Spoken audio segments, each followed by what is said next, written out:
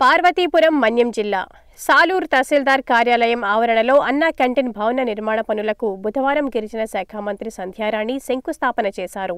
ఈ కార్యక్రమంలో మంత్రి మాట్లాడుతూ అన్నా క్యాంటీన్ శంకుస్థాపన చేసుకోవడం చాలా సంతోషంగా ఉందన్నారు. పేదవాడి ఆకలి తీర్చే మహత్తర కార్యక్రమమని, గత ప్రభుత్వంలో అన్నా క్యాంటీన్లను ధ్వంసం చేశారన్నారు.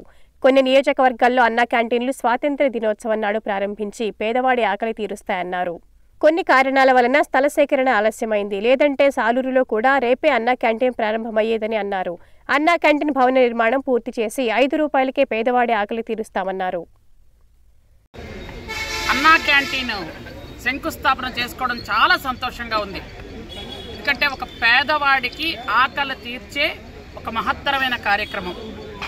ఈ కార్యక్రమాన్ని ఇంతగా పూర్వం మనం మొదలు పెడితే గత 5 సంవత్సరాల్లో ఆ ప్రభుత్వం పేదవాడికి అన్నం పెట్టకూడదు, ₹5కే పేదవాడికి అన్నం పెడుతున్నాము, ఇది చాలా దండగ కార్యక్రమం అని అనుకొని ఆ రోజు ఎక్కడెక్కడ అన్నా క్యాంటీన్లు ఉన్నాయో ఆ అన్నా క్యాంటీన్లు ధ్వంసం చేసి పూర్తిగా అక్కడ ఉన్నటువంటి స్టాఫ్ అందరినీ భయభ్రాంతులను చేసి బయటకు తరిమేసిన సంగతి మనం ఇంతకుముందు పేపర్లోను టీవీల్లోనూ చూసాం.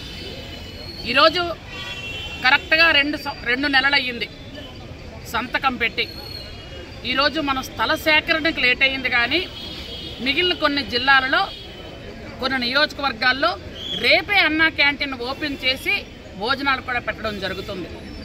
మనకేంటంటే ఇలాంటివే చిన్న చిన్న తగుల వల్ల, చిన్న చిన్న ఆటంకాల వల్ల, చిన్న చిన్న స్వార్థపూరిత వ్యక్తులు చేస్తున్నటువంటి చిన్న కుట్రల వల్ల మనం స్థలం కొంచెం సేకరించడం లేట్ అయ్యింది. లేకపోతే మనం కూడా ప్రశాంతంగా స్వాతంత్ర దినోత్సవం నాడే పేదవాడికి ₹5 భోజనం పెట్టేవాళ్ళం. అయినా లేట్ కాలేదు. ఈరోజు శంకుస్థాపన చేసాం. మనం మ్యాక్సిమం ఒక 30-40 రోజుల్లో ఇది పూర్తి చేసుకుంటాం. క్యాంటీన్ కూడా మనం ప్రారంభించడం జరుగుతుంది. ₹5కే పేదవాడికి భోజనం అంటుంటేనే చాలా సంతోషంగా ఉంది.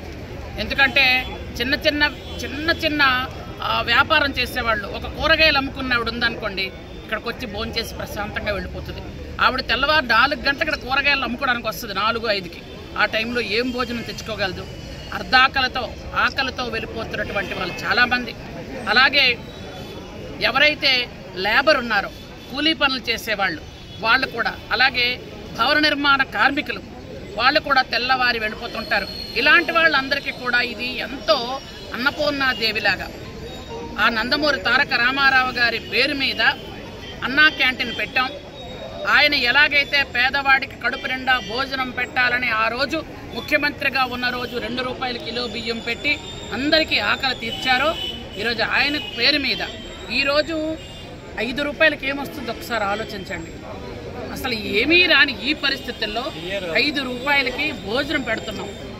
ఈరోజు వాటర్ బాటిల్ రావట్లేదు ₹5కి. వాటర్ ప్యాకెట్ ఎక్కడ వస్తుందేమో నాకు తెలియదు. చిన్నపిల్లలకి తీసుకునే చాక్లెట్ కానీ అంతే. ఎందుకు? ఎక్కడైనా ఎవరైనా ఉంటే మనం భిక్షమెత్తుకున్న వాళ్ళకి ₹5 వేస్తే చల్లదు బాబు, ఇది మేము ఏం చేసుకుంటామని అడిగే పరిస్థితి. అలాంటి నుంచి అంటే ఆల్మోస్ట్ ఆల్ ఫ్రీగా పెడుతున్న